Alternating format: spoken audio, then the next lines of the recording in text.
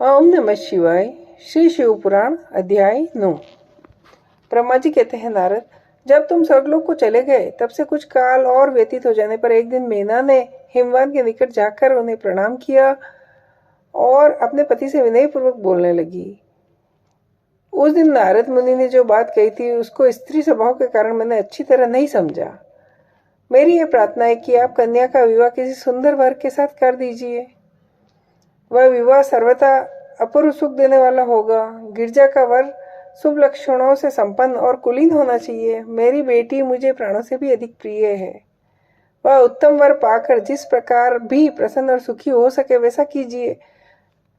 ऐसा कहकर मेना अपने पति के चरणों पर गिर पड़ी। हिमवान ने उन्हें उठाया और यथावत समझाना आरंभ किया। हिमालय बोले, देवी मेना, मैं यथार्थ और तत्व की बात बताता हूँ। भ्रम छोड़ो, मुनि की बात कभी झूठी नहीं हो सकती। यदि बेटी पर तुम्हें स्नेह है तो उसे सादर शिक्षा दो कि वह भक्ति पूर्वक चित्त से भगवान शंकर के लिए तप करे। मेनके, यदि भगवान शिव प्रसन्न होकर काली का पाणी ग्रहण कर लेते हैं तो सब शुभ ही होगा। नारद जी का बताया हुआ अमंगल या अशुभ नष्ट हो जाएगा। शिव के समीप सारे अमंगल सदा मंगल रूप हो जाते हैं। इसलिए तुम पुत्री को शिव की प्राप्ति के लिए तपस्या करने की शीघ्र शिक्षा दो।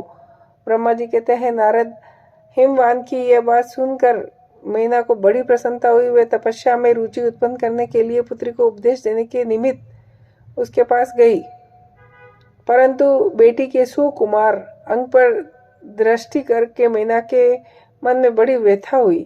दोनों नेत्रों में आंसू भर आए। फिर गिरी प्रिय मैना में अपनी पुत्री को उपदेश देने की शक्ति नहीं रही। अपनी माता की चेष्टा को पार्वती शीघ्र ही समझ गई। तब वे कालिका देवी माता को बार बार आश्वासन दे बोली। पार्वती ने कहा, आज पिछली रात्रि के समय ब्रह्म मुहूर्त में मैंने एक स्वप्न देखा है। माँ, स्वप्न में एक दयालु एवं तपस्वी ब्राह्मण ने मुझे शिव की प्रसन्नता के लिए उत्तम तपस्या करने का प्रसन्नतापूर्वक उपदेश दिया है।